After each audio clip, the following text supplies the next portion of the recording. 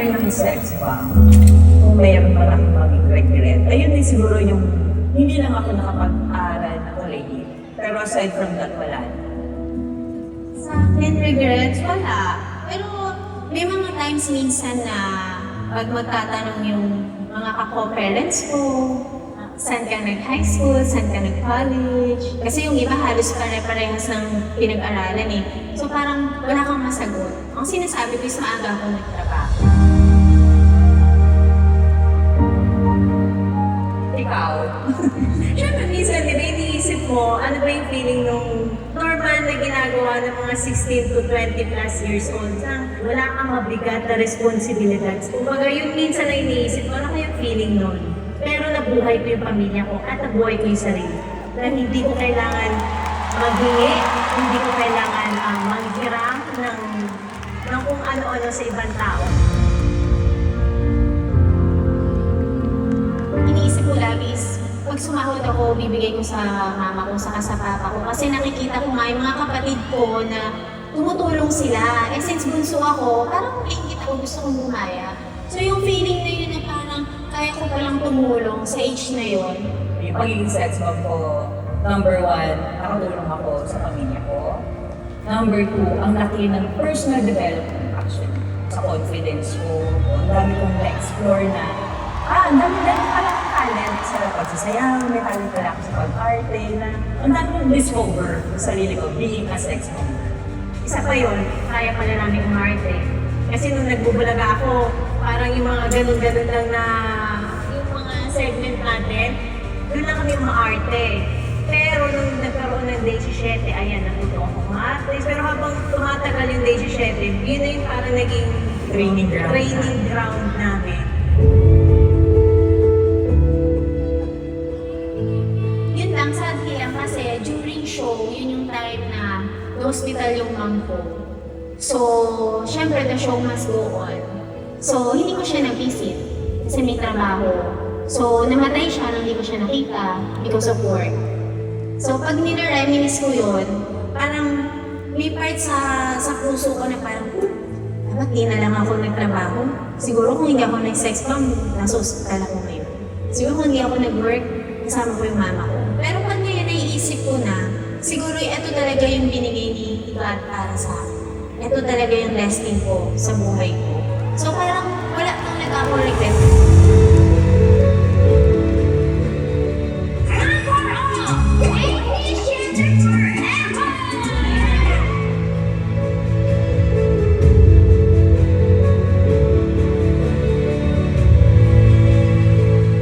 Araw-araw meron kami trabaho sa labas. So sa Day 17 na taping din halos araw-araw. Siguro yung tatag ng number 1 yung isip. Kailangan meron kang presence of mind palagi.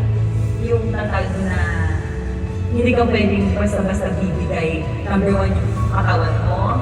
Number 2 yung utak mo. Number 3 yung pasensya mo. Kahit sabihin mo, magaling silang sumayaw, gumagaling pa. Kasi nga, disiplina sila and they're willing to do this training. Kaya kahit saan mo sila isabak, di ba? Ganun nila kamahalin pa nilang talent. Hindi lang natitigil sa ganun. They grab all the opportunity may mga lessons na binibigay sa kanila ang focus E. Kaya ganyan sila katatag. Not only in their relationship but also yung sa craft nila. Being a sex bomber, kailangan matatag ka. Kailangan lagi ka lumalaban sa buhay. At hindi lang lumalaban, kailangan pag lumaban ka, positive yung utak mo na mananalo. Ganun ang sex bomb. Pwede kang mapagod, pero bawal sumuko. Laban lang!